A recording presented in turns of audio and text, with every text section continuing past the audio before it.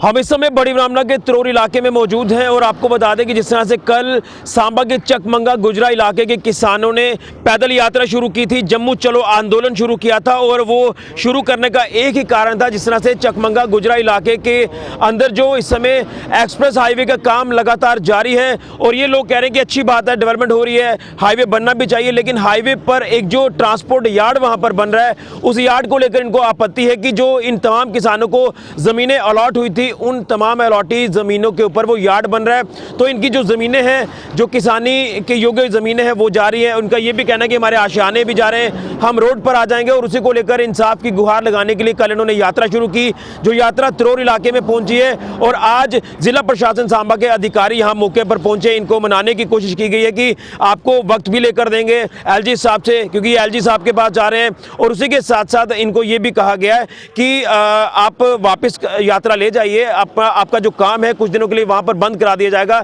लेकिन एक particular assurity जो वो नहीं मिल पा रही, जिसके चलते ये तमाम निराश लोग एक बार फिर से ये कह रहे हैं कि हम आगे जाएंगे, अपना हक लेकर रहेंगे। क्या कुछ प्रशासनिक अधिकारियों से बात हुई है, ये जानने की कोशिश करते हैं। तो यात्रा आपकी त्रोर में पहुंच चुकी है, इतनी ठंड है, माताएं बहनें तमाम लोग आपके साथ, बुजुर्ग बच्चे आपके साथ हैं, तो क्या कुछ मध्यस्थता बन पाई है प्रशासनिक अधिकारियों के साथ आपकी? क्या आप यात्रा आगे लेकर जा रहे हैं कि वापस जा रहे हैं? क्या कुछ एश्योरिटी मिली आपको? देखिए, इनका तो रहा ही कुछ नहीं है, ये वापस जाएंगी भी तो जाएंगे कहाँ पे। इसलिए एक उम्मीद बांधकर ये एलजी साहब से रिक्वेस्ट करने जा रहे हैं कि एलजी साहब, एलजी सिर्फ मिनिस्टर, एमएलए या पॉलिटिकल पार्टीज के नहीं हैं, इन गरीब लोगों के भी एलजी साहब हैं। इसलिए अपने दुख दर्द जो है वो एलजी साहब से बयां करेंगे और इनको पूरा यकीन है कि 80-80, 70-70 साल के जो बुजुर्ग जा रहे हैं, एलजी साहब इनको सुनकर इनके ऊपर जरूर ध्यान देंगे और इनकी जो दुख तकलीफ जो बनी हुई है, जो एक्सप्रेस हाईवे बन रहा है उसके लिए ये खुश हैं, लेकिन जो ट्रांसपोर्ट यार्ड बनाकर इनकी पूरी की पूरी जमीन जो ली जा रही है उसके लिए कोई ना कोई इनका समाधान निकालेंगे।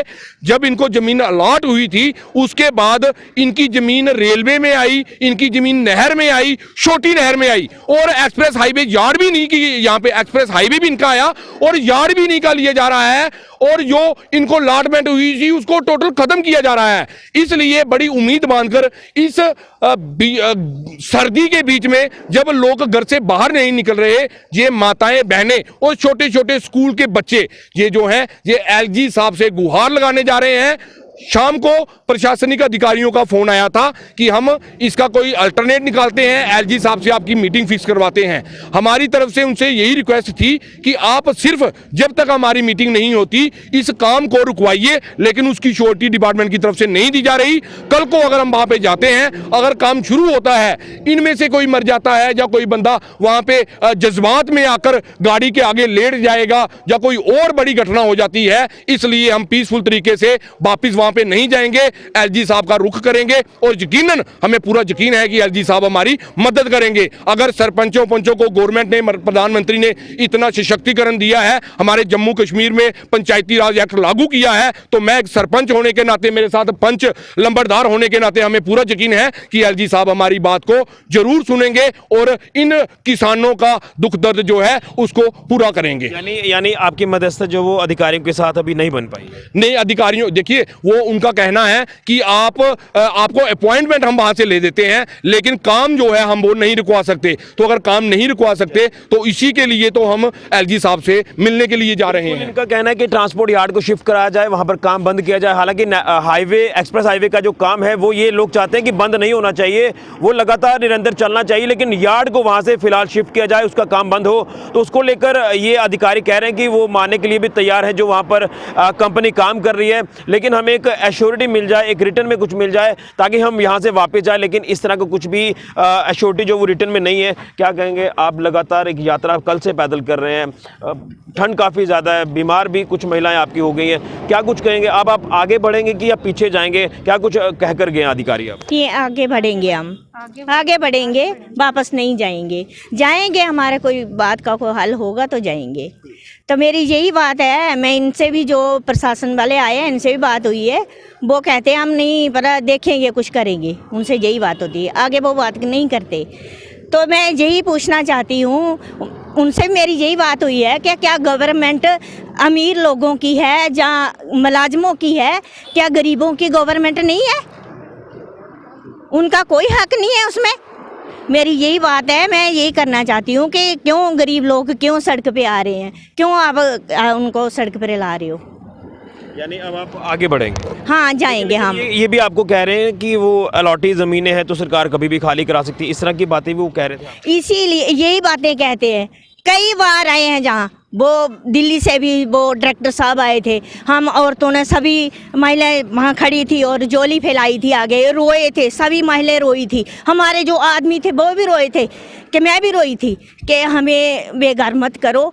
तो वो बोलने लगे कि ठीक है कुछ करेंगे, उन्होंने भी कुछ बात नहीं की हमसे, बस चले गए वो भी। फिर वो दूसरी बार आए, मुझे नहीं पता अभी कौन थे, कौन लड़के थे, उन्होंने बोला कि कोई बात नहीं, आप जो हमारे साथ लड़ोगे झगड़ोगे कोई बात नहीं, सरकार को आपके 50-100 आदमी मर जाएगा तो गवर्नमेंट के कोई फ़र्क नहीं पड़ता। क्यों कोई फ़र्क नहीं पड़ता, गरीब ठीक है, हो सकता भाई गवर्नमेंट को नहीं फ़र्क पड़ेगा, गरीब लोग मर जाएंगे नहीं फ़र्क पड़ेगा। चलिए, तो ये साफ तौर पर कह रहे हैं कि हम अपनी यात्रा को आगे बढ़ाएंगे। हमें जो अधिकारियों ने कहा हम उनसे सहमत नहीं हैं, या तो यहाँ पर खुद बड़े अधिकारी यहाँ पर मौके पर आए और हमसे बात करें, लेकिन जो अधिकारी आए उनसे ये जो वो कतई मानने को तैयार नहीं है और अपनी यात्रा आगे बढ़ा रहे हैं। और उनका साफ तौर पर कहना है कि वहाँ से ट्रांसपोर्ट यार्ड को शिफ्ट किया जाए, हमारी ज़मीनें वहाँ पर जो अलॉटी ज़मीनें वो अधीन आई है, हमारा किसानी का जो एकमात्र ज़रिया था वो ख़त्म हो गया, घर भी कई जो वो छीन जाएंगे, हमारे बच्चे सड़कों पर आ जाएंगे, हम सड़कों पर आ जाएंगे, हमारा सुनने वाला हमारी देखभाल करने वाला कोई नहीं होगा। तो उसी को लेकर जो ये कल यात्रा इन्होंने शुरू की, जम्मू चलो आंदोलन शुरू किया, वो यात्रा आज त्रोर इलाके में पहुंची है। प्रशासन कोशिश कर रहा है कि ये यात्रा वापस चली जाए, इनको बैठकर आपसी बात जो वो वहाँ पर कराई जाए अधिकारियों के बीच में। इनका साफ तौर पर कहना है कि जब तक हमारी एलजी साहब से मुलाकात नहीं होती हम ये यात्रा को वापस नहीं करेंगे, हम यात्रा आगे लेकर जाएंगे, अपने हक इंसाफ के लिए ये लड़ाई हम आगे भी लड़ेंगे। फिलहाल के लिए कैमरामैन राहुल के साथ ऋषि खजूरिया, जिगर 24/7 न्यूज़।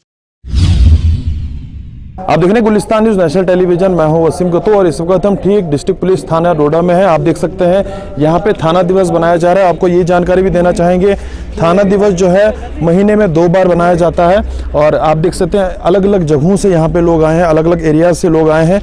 लोगों से भी जानने की कोशिश करेंगे ये थाना दिवस, आपने भी इसमें हिस्सा लिया है और आपको क्या ये मैसेज देना चाहते हैं। सर पहले तो वेलकम है आपका टाइम देने के लिए। थोड़ा सा बताएं किस एरिया के आप रहने वाले हैं और थाना दिवस जिस तरह से डोडा के अंदर बनाया जाता है, महीने में 2 बार बनाया जाता है, इस हवाले से क्या बताना चाहेंगे।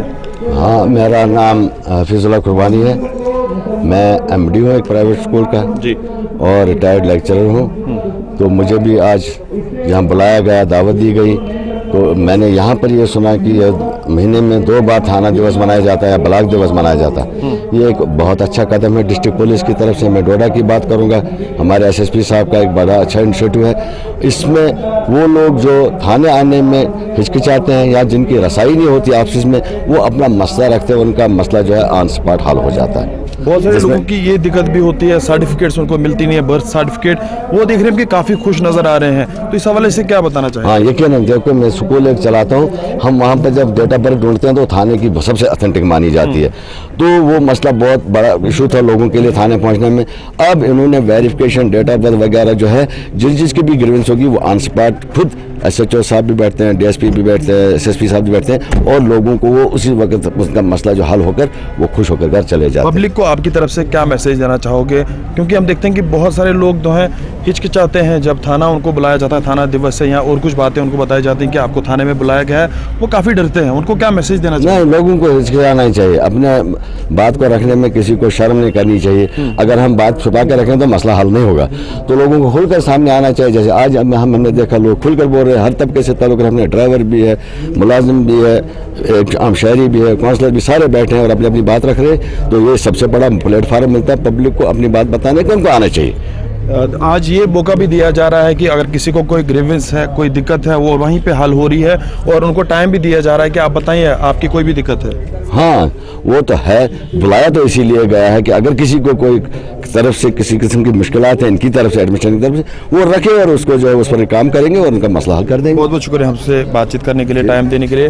तो आपने देखा कि किस तरह से उन्होंने बताया, हफीजुल्लाह खुलवानी जो डोडा के ही रहने वाले हैं, और उन्होंने बताया कि किस तरह से थाना दिवस यहाँ पे बनाया जा रहा है और तस्वीरें आप देख सकते सकते हैं कि लोग यहाँ से खुश होकर जा रहे हैं, यानी कि लोगों में खुशी देखने को मिल रही है कि जिस तरह से थाना दिवस यहाँ पे मनाया जा रहा है। तो कहीं ना कहीं एडमिनिस्ट्रेशन का लोग शुक्रिया अदा। क्या बताना चाहेंगे? देखिए, मैं मुश्ताक शेख डोडा से हूँ, जनाब रेस्क्यू प्रेसिडेंट।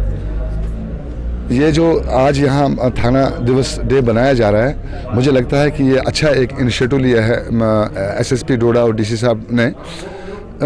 यहाँ के लोगों के जो ग्रेवेंसेस हैं, इनकी जो ज़रूरियात हैं या कोई मामलात हैं या कोई मसाइल हैं, अगर ये खुल के इनसे बात करें, उसके लिए टाइम और बड़े ऑफिसरों के पास नहीं होता है। लेकिन ये बड़ी अच्छी बात है कि इन्होंने आज यहाँ ये प्रोग्राम रखा ताकि गांव के हर एक कोने से लोग इनके पास आके यहाँ खुल के और बड़ी मोहब्बत और प्यार से अपने हर मसाइल इनके सामने रख सकते हैं और ताकि उनका अजाला भी हो। इसलिए ये अच्छी बात है। इसलिए मैं मुबारक देता हूँ एसएसपी साहब डोडा को और डीसी साहब डोडा को। हमारे यूनियन टेरिटरी में ब्लॉक दिवस, थाना दिवस, ऐसे बहुत सारे इनिशिएटिव्स यूटी एडमिनिस्ट्रेशन ने लिए हुए हैं। मैं और एसएसपी साहब अक्सर ब्लॉक दिवस में जाते थे, तो बड़ी देर से ये एक चर्चा चल रही थी कि थाना दिवस में मुझे आना चाहिए। तो मैं शुक्रिया करता हूँ एसएसपी साहब का। और एक और इनिशिएटिव गवर्नमेंट ऑफ इंडिया का इस वक्त चल रहा है, प्रशासन गाँव की ओर। तो ये टाउन है, लेकिन हम इससे पहले खिलानी में गए थे, वहाँ पर भी हम लोगों से मिले और वहाँ पे भी हमने कुछ लोगों के मसले मसाइल सुने। जब पुलिस और सिविल एडमिनिस्ट्रेशन सेम पेज पे होती है तो बहुत सारे इश्यूज वहीं पे सॉर्ट आउट हो जाते हैं, बहुत सारी बातें वहीं पे सॉर्ट आउट हो जाती है। हम आगे भी ऐसी चीज़ें करते रहेंगे। प्रशासन गांव की ओर, प्रशासन शहर की ओर, पुलिस और सिविल एडमिनिस्ट्रेशन आपके घर पे। Good governance is the ultimate aim.